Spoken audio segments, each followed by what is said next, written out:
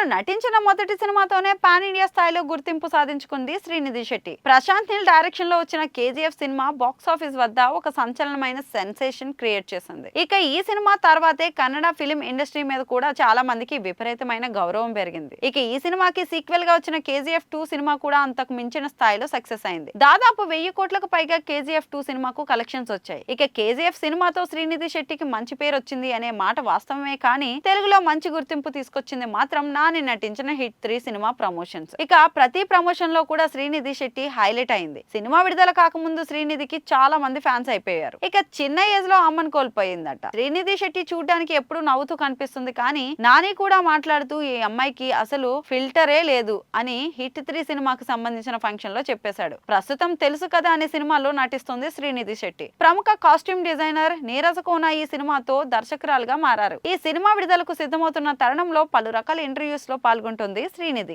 ఒక ప్రముఖ ఛానల్లో ఇచ్చిన ఇంటర్వ్యూలో అనేక ఆసక్తికర విషయాలు రివీల్ చేసింది శ్రీనిధి శెట్టి. తాను 10వ తరగతి చదువుతున్న టైంలో శ్రీనిధి శెట్టి మదర్ చనిపోయారట. అయితే శ్రీనిధితో పాటు వాళ్ళ ఇద్దరు అక్కలను కూడా వాళ్ళ నాన్న చదివించి అన్ని చూసుకున్నారట. కేవలం మా నాన్న తండ్రి మాత్రమే కాదు, ఒక ఫ్రెండ్, ఒక అమ్మ అన్ని కూడా ఆయనే చూశారు అంటూ శ్రీనిధి శెట్టి ఇంటర్వ్యూలో చెబుతూ ఎమోషనల్ అయ్యారు. ఇక చాలా మంది పైకి నవ్వుతూ కనిపిస్తారు, కానీ వాళ్ళలో లోపల చాలా బాధలుంటాయి. ఒకరు చాలా సంతోషంగా నవ్వుతున్నారు అంటే వాళ్ళ జీవితంలో అధికమైన దుఃఖాన్ని దాటి వచ్చి ఉంటారు అనేది ఎక్కువ శాతం మంది చెప్పే మాట. మరి ఏ ఇంటర్వ్యూ చూసినా నవ్వుతూ కనిపించే శ్రీనిధి వెనుక ఇంత కన్నీటి గాథ ఉంది అని శ్రీనిధి చెప్పే వరకు ఎవ్వరికీ తెలియకపోవడం గమనార్హం.